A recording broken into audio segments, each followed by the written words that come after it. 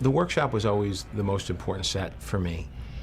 It was the space that was going to tell you before he got captured and builds the Mark I suit that he's a guy who likes fabricating, he likes working with his hands. We have him working on a 32 Ford that we show in a picture that he's working with his dad on. And it just shows that he's a bit of a gearhead. He's a guy who, not only is he a genius as far as design goes, but he actually has a hands-on knowledge of how to build things. And he's an inventor, but the type of inventor who doesn't just work with a pencil. That was important to make that leap so that it didn't just jump into fantasy land when he was in a cave and builds this suit. That he makes a breakthrough that was inevitable because he has a mind that is capable of these kind of realizations.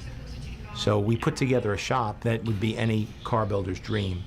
We have everything from old English wheels that look like they were passed down from generation to generation. Maybe they were his dad's that were passed down.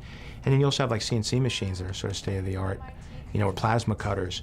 And everything we figured was tied in and automated to the brain of the house. So I wanted to create a real mix of high-tech and low-tech. Why are you hustling me out here? Where are you going? You have plans? Yes, as a matter of fact, I do.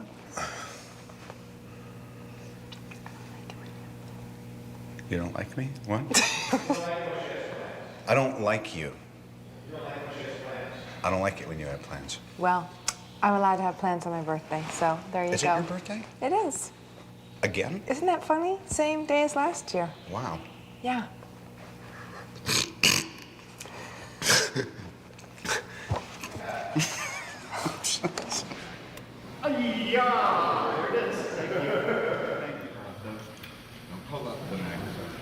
You're probably feeling coolness.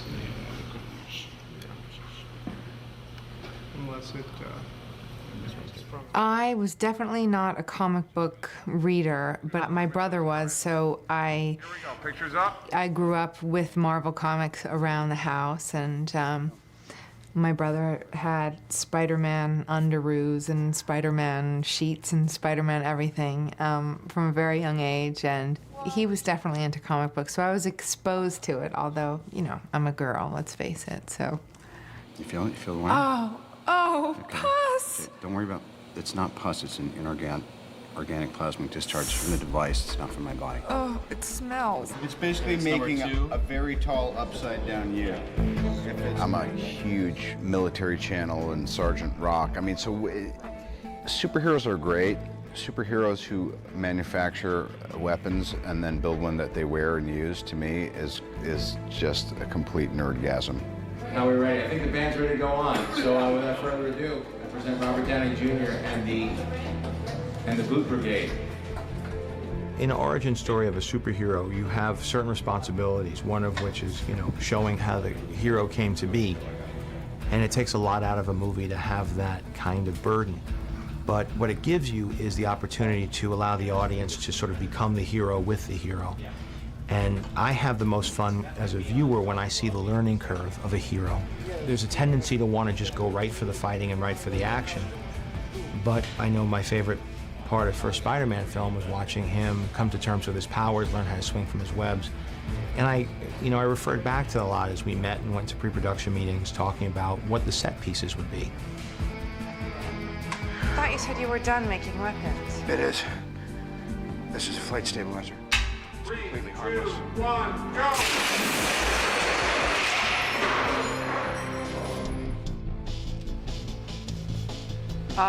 Well, watch where you point your flight stabilizer.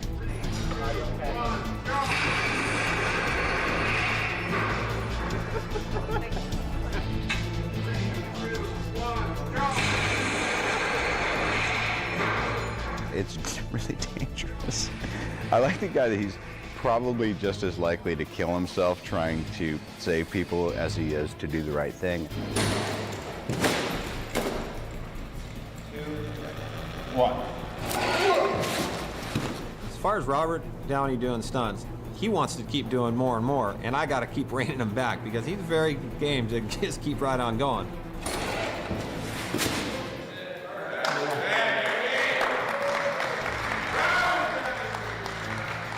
Should be following him while he's going. So when he hits the wall and falls down, there could be like a beat of no movement, and it's just punctuated by the blast. Because it's a timing thing, so.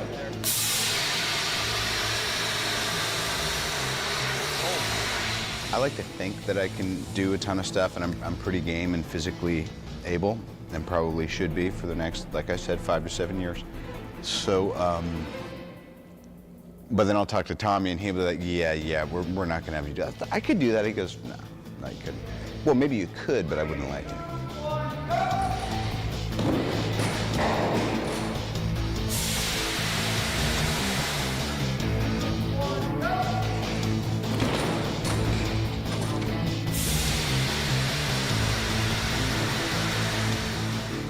It still hurts, but it hurts every day.